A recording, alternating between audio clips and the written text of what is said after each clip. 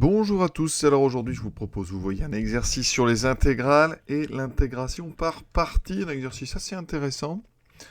L'intégrale du jour, c'est donc une suite d'intégrales, IN, l'intégrale de 0 à pi sur 6 de x puissance n sinus 3x dx. Voilà, donc dans l'ordre on va calculer I0 pour initialiser un peu notre suite. Ensuite, intégration par partie pour calculer I1, et on passe après à la relation de récurrence, qui va nous permettre comme ça de calculer les termes de proche en proche. Et donc on calculera I3. Et ensuite, 3 questions sur les propriétés des suites, donc monotonie, encadrement et limite. Donc on est parti, première chose, calculer I0. Cette première question, alors calculer I0, alors I0 c'est quand on a x puissance 0, alors on admet que x puissance 0, on peut le remplacer par 1, et donc ici, I0, ça sera donc l'intégrale de 0 à pi sur 6 de sinus 3x dx. Donc ça, pour calculer une intégrale, si on peut, eh bien, on trouve une primitive de sinus 3x, pas de problème. On sait qu'on dérive cos 3x, mais quand on dérive cos 3x, qu'est-ce qu'il se passe? On a un 3 qui va sortir et un moins, parce que la dérivée de cosinus, c'est moins sinus. Donc ici, il va falloir que je prévoie de rajouter un moins pour anticiper le moins qui va arriver en dérivant.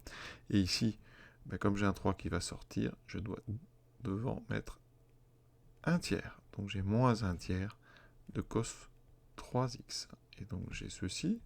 Je remplace ensuite ici x par pi sur 6. 3 fois pi sur 6. Alors 3 fois pi sur 6, ça fait pi sur 2. Moins un tiers de cosinus 3 fois 0. Et donc, vous voyez qu'on trouve donc moins un tiers cosinus pi sur 2 plus un tiers cosinus 0. Alors, cos pi sur 2, ça vaut 0. Cosinus 0, ça vaut 1. Donc, il me reste un tiers. Donc, on note ça. I0 est égal à 1 tiers. Pour illustrer ça avec GeoGebra, voici la courbe donc, de sinus 3x sur 0 pi sur 6.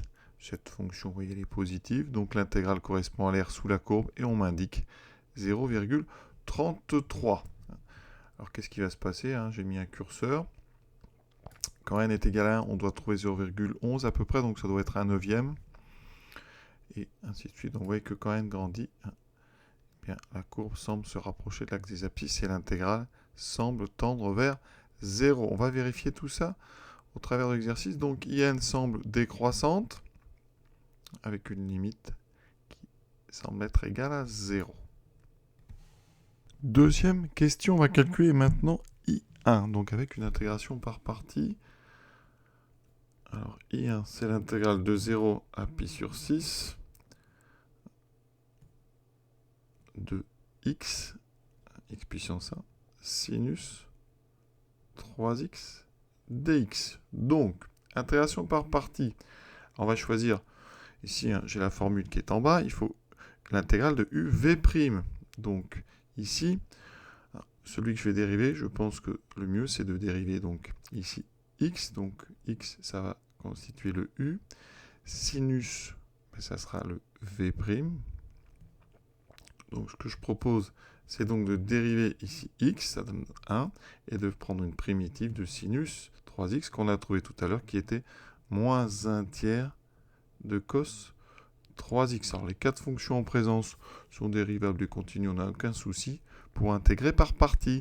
Donc l'intégration nous donnera entre crochets le produit des deux primitives, c'est les deux qui sont en haut, donc x fois moins 1 tiers de cos 3x, que j'écris moins 1 tiers de x cos 3x, moins l'intégrale de 0 à pi sur 6, des deux nouvelles, des deux vertes ici, donc moins 1 tiers. Alors le moins que j'ai dans l'intégrale, par linéarité on le sort, ça me fera plus intégrale de 1 tiers de cos 3x dx. On remplace donc dans nos crochets par pi sur 6. Alors j'ai moins 1 tiers fois pi sur 6 cosinus pi sur 6 qui vaut pi sur 2. Donc ici, eh bien, ça fera fois 0. Donc toute cette partie, je vais l'effacer tout de suite. Ensuite, on aura moins 1 tiers fois 0. Donc ici, eh bien, le crochet me donne 0. Il me reste uniquement l'intégrale ici. Donc ça fera, je sors le 1 tiers de l'intégrale de 0 à pi sur 6 de cosinus 3x dx. On a déjà fait ce calcul, la primitive, enfin on l'a pas fait, non, on a fait un calcul qui ressemble, mais là il me faut une primitive de cos 3x. Là c'est plus simple, ça sera du sinus 3x. Sinus en dérivant donne cosinus, il y a un 3 qui sort, donc je mets un 1 tiers ici. Donc 1 tiers fois 1 tiers, ça me fait du 1 neuvième. Fois donc sinus 3 fois pi sur 6, donc on a dit pi sur 2, moins donc 1 tiers, enfin 1 neuvième ici de sinus 0 qui vaut 0. Donc il me reste sinus pi sur 2 qui vaut 1, il me reste 1 neuvième. C'est ce qu'on avait prévu avec notre animation GeoGebra. Donc I0 vaut 1 tiers, I1 vaut 1 neuvième. Deuxième question petite. Alors là, en effectuant 2 intégrations par partie successives, donc coup sur coup, déterminer donc IN plus 2 en fonction de IN. Alors on va partir donc de IN plus 2. C'est donc l'intégrale de 0 à pi sur 6 de x puissance n plus 2 sinus 3x dx. Alors comme tout à l'heure, je vais poser le u égale à donc cette partie-là. Alors ça c'est u de x, ça c'est v, donc ça va être ce qui correspond à v'. Je vais donc dériver donc xn plus 2, donc n plus 2 xn plus 1, et je prends une primitive de sinus 3x, on a dit, moins 1 tiers de cos 3x. Les 4 fonctions en présence sont continues dérivables, donc on peut très bien intégrer par partie. Ça me donnera donc le produit des deux du haut, donc moins 1 tiers de x puissance n plus 2 cosinus 3x, entre 0 et pi sur 6, moins l'intégrale de 0 à pi sur 6 des deux qui sont en vert, il y a un moins, donc par linéarité je le sors, ça me met un plus. Alors on a 1 tiers de n plus 2, donc je vais mettre n plus 2 sur 3, x puissance n plus 1 cosinus 3x dx. Voilà, maintenant on passe à notre crochet. Quand on remplace par pi sur 6, comme tout à l'heure, le cosinus va donner cos pi sur 2, donc 0. Et le 0 qui est ici va annuler ce x puissance n plus 2. Donc il me restera que mon intégrale ici. Donc je sors le n plus 2 sur 3 fois l'intégrale de 0 à pi sur 6 de x puissance n plus 1 cosinus 3x. Voilà, on a fait la première partie du travail. Maintenant on va faire une deuxième intégration par partie.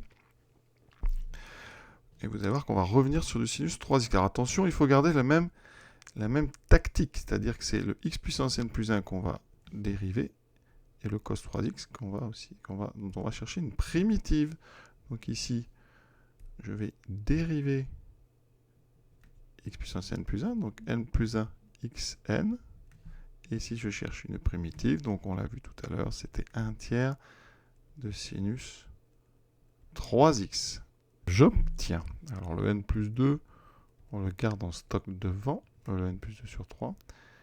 Ici donc, entre crochets, je vais trouver donc les deux du haut, 1 tiers, x puissance n plus 1, sinus 3x, entre 0 et pi sur 6, moins l'intégrale de 0 à pi sur 6 des deux vertes, donc n plus 1 sur 3, x puissance n, sinus 3x dx. Ça me donne donc in plus 2, qui est égal à n plus 2 sur 3, multiplié par, alors ici on remplace donc par pi sur 6, ça me fera donc 1 tiers.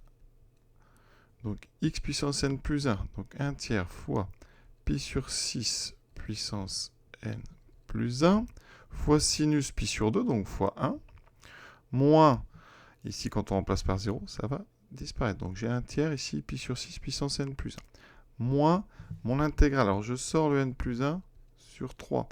Et qu'est-ce qui me reste? Eh bien l'intégrale de 0 à pi sur 6 de x puissance n sinus 3x dx. Et là, vous devez reconnaître, évidemment, in. Et donc on a bien in plus 2 ici, et on est arrivé sur un in. Alors maintenant je vais enlever les parenthèses, on va mettre un petit peu, on va être un peu plus clair là-dedans, et on est arrivé.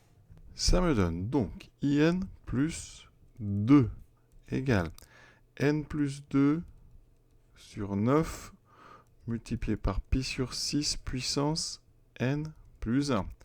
Moins, alors n plus 2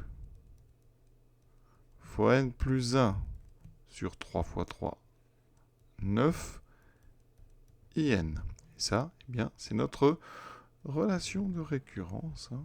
Et a priori,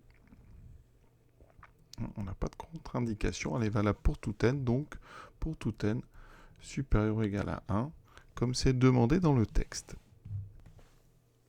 Question suivante. On va appliquer cette relation de récurrence, enfin l'utiliser. Évidemment, elle est loin d'être évidente. Donc là, on ne va pas aller très loin. On va sur I3. Donc pour avoir I3, eh bien, dedans, on va poser hein, n égale 1. Donc, on prend la relation précédente hein, pour n égale 1. Ça me donne quoi? Donc, I n plus 2, ça fera donc I3, est égal à n plus 2 sur 9. Donc, 1 plus 2 sur 9 fois pi sur 6 puissance, donc n plus 1, ce qui me donne donc 2, moins n plus 2. Ça fera donc 3 fois n plus 1, 2 sur 9 fois i 1. J'obtiens donc ici 3 sur 9, 1 tiers. Donc 1 tiers fois pi sur 6 au carré, ça me donne donc pi carré sur 36. Moins, ici on simplifie par 3. Il me reste moins 2 tiers fois I1 qui vaut 1 neuvième. Et là, suspense, pi carré sur 3 fois 36 qui fait effectivement 108, moins 2 sur 27. Alors là, on est très rassuré parce que c'est ce qu'on attendait. Donc a priori, ça veut dire qu'on a fait du bon travail sur notre relation de récurrence. Voilà donc pour cette question 2b. Alors juste petite chose, on va regarder un petit peu pour n égale 0, parce que cette relation, a priori, elle est vraie pour n égale 0. Il n'y a pas eu de contre-indication. Donc si je veux, je peux essayer de voir I2, puis on vérifiera sur GeoGebra rapidement. Donc je remplace n par 0. Pour n égale 0. Ça me donne donc 2 sur 9 fois pi sur 6 moins 2 fois 1 sur 9, 2 neuvièmes, fois donc I0 qui vaut 1 tiers. Ce qui me donne 2 neuvièmes, donc je peux simplifier ici. Donc pi sur 27 moins 2 sur 27. D'accord? Donc pi moins 2 sur 27. Regardons tout de suite ici sur donc GeoGebra. Donc je prends n égale 2. Voilà, on m'annonce 0,04. Donc je vais regarder ce que ça donne. Donc pi moins 2 divisé par 27. Et on m'annonce effectivement, vous voyez, 0,04. Alors, c'est pas très précis, mais a priori, ça veut dire quand même qu'on a bien bossé. Voilà. On continue. Question 3. Alors maintenant, on oublie notre relation de récurrence. On ne va pas calculer IN. On va montrer que la suite IN est monotone. Alors, monotone, pour une suite, ça veut dire est-ce qu'elle est croissante, est-ce qu'elle est décroissante. Donc, on va regarder pour tout n appartenant à grand N. On va essayer de trouver le signe de n plus 1 moins in. Alors sur GeoGebra, vous voyez, on a eu l'impression. Hein. De toute façon, on voit bien, là, on est passé 1 tiers, 1 neuvième.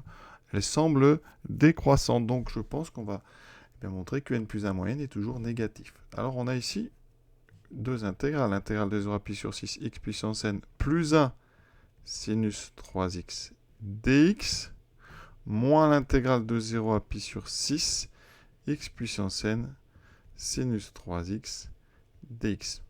On va regrouper ces deux intégrales, c'est la linéarité. Et donc on factorise par sinus 3x. Ça me donne x puissance n plus 1 moins x puissance n sinus 3x dx. et on va factoriser à l'intérieur. C'est un exercice assez technique quand même.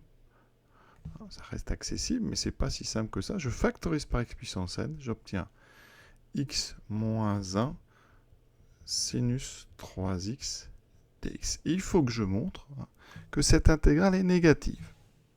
On est donc amené à étudier le signe, alors je vais lui donner un nom, de l'expression x puissance n x moins 1 sinus 3x. Et on est sur l'intervalle 0, pi sur 6. Alors, première chose déjà, sur 0 pi sur 6, x puissance n est positif ou nul. D'accord? X moins 1. Alors, pi sur 6.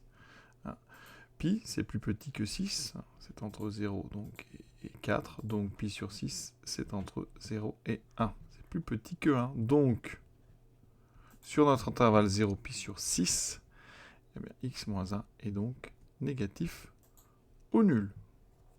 Il me reste sinus 3x. Alors, x est donc entre 0 et pi sur 6. 3x est donc entre 3 fois 0 et 3 fois pi sur 6 qui fait 3 pi sur 6, donc pi sur 2. Donc vous avez le sinus de 3x qui est le sinus d'un réel entre 0 et pi sur 2. On est sur le quart de cercle supérieur droit, donc son sinus est positif. Donc ici, sinus 3x est positif. Donc sur notre intervalle 0 pi sur 6, donc sur 0 pi sur 6, eh bien x puissance n est positif, x moins 1 est négatif, sinus 3x est positif, ça veut dire que f de x est négatif ou nul. Alors, maintenant, on va utiliser une propriété du cours. Alors, ce n'est pas exactement celle qui est dans le cours qu'on va utiliser, parce que nous, ici, on a une fonction négative. Donc, si on veut vraiment se ramener à la propriété du cours avec l'intégrale d'une fonction positive qui donne une intégrale positive, il va falloir un petit peu modifier ici, en rajoutant un moins dans l'intégrale, de façon à rendre la fonction qui est dedans positive, et de façon à pouvoir utiliser la propriété. Je vous propose une première version de la chose, en rajoutant un moins devant, on a intégrale de 0 à pi sur 6 de donc moins xn x moins 1 sinus 3x. Ça veut dire que maintenant, mon intégrale, eh bien, à l'intérieur, j'ai quelque chose qui est positif sur donc l'intervalle sur lequel on intègre, sur 0 pi sur 6, et d'après le cours, f, cette fonction ici, est positive sur l'intervalle sur lequel on intègre, l'intégrale est donc positive. Donc, comme il y a un moins devant, ça veut dire que notre résultat, donc ça, cette intégrale est donc positive. J'ai intégré une fonction positive sur un intervalle, et avec ce moins, ça veut dire qu'ici, c'est donc quelque chose ici qui est négatif. Conclusion. Donc, pour tout n appartenant à n, in plus 1 moins in est négatif. Donc, ça veut dire que n est inférieur ou égal, enfin in plus 1 est inférieur ou égal à in. Donc, la suite in, elle est décroissante. Elle est donc effectivement monotone. D'accord ? Autre vision, eh bien, vous savez la propriété que si f est négatif, d'accord ? Si vous avez vu celle-là aussi, eh bien, l'intégrale d'une fonction négative sur donc, cet intervalle, eh bien, ça nous donne une intégrale négative. Donc ici, directement, on intègre donc cette fonction f dont je vous ai parlé qui est négative, donc l'intégrale est négative. Voilà pourquoi, avec ça, on obtient la même chose, mais on utilise une propriété avec f négatif. Voilà. Plus généralement, sur un intervalle, si vous avez f plus petit que g, eh bien alors, l'intégrale donc sur notre intervalle de f sera plus petite que l'intégrale sur notre intervalle donc de g. Ici, g c'est 0, donc quand on intègre 0, ça donne 0. Donc vous voyez, f négative implique son intégrale est inférieure à 0. Maintenant, comparer n à l'intégrale de 0 à pi sur 6 de xn dx. Alors ici, donc on sait qu'on est donc sur 0 pi sur 6. Je vous ai dit tout à l'heure, sur 0 pi sur 6, sinus 3x est donc inférieur ou égal à 1, ça comme plus, mais c'est positif. D'accord? Comme x puissance n est positif, ça veut dire qu'en multipliant, 0 est plus petit que x puissance n sinus 3x, qui sera plus petit que x puissance n. Eh bien, on va intégrer cet encadrement sur donc 0 pi sur 6, et donc, en intégrant, ça veut dire qu'on a l'intégrale de 0 à pi sur 6 de 0 dx, qui est inférieur ou égal à l'intégrale de 0 à pi sur 6 de xn sinus 3x dx. On peut comme ça intégrer un encadrement, et inférieur ou égal à intégrale de 0 à pi sur 6 de x puissance n dx. Alors ça tombe bien parce que ça c'est ce qu'on veut, et au milieu on a in. L'intégrale de 0 c'est 0, donc vous venez de montrer que in est donc positive et plus petit ou égal à l'intégrale de 0 à pi sur 6 de x puissance n dx. On a ici donc intégré un encadrement. On peut intégrer sur un intervalle n'importe quelle inégalité, condition d'avoir évidemment que des fonctions continues pour pouvoir intégrer. Alors à condition que on considère que x puissance 0, ça vaut toujours 1, d'accord? Il y a un petit problème pour 0 puissance 0, eh bien c'est vrai tout le temps. Ici on préfère éviter ce problème, on va prendre uniquement tout ça, donc pour n supérieur ou égal à 1, comme ça on n'a pas de problème. En plus, l'avantage pour n supérieur ou égal à 1, on peut intégrer x puissance n avec une formule générale, la primitive de x puissance n. Et donc ça va nous aider pour la question suivante.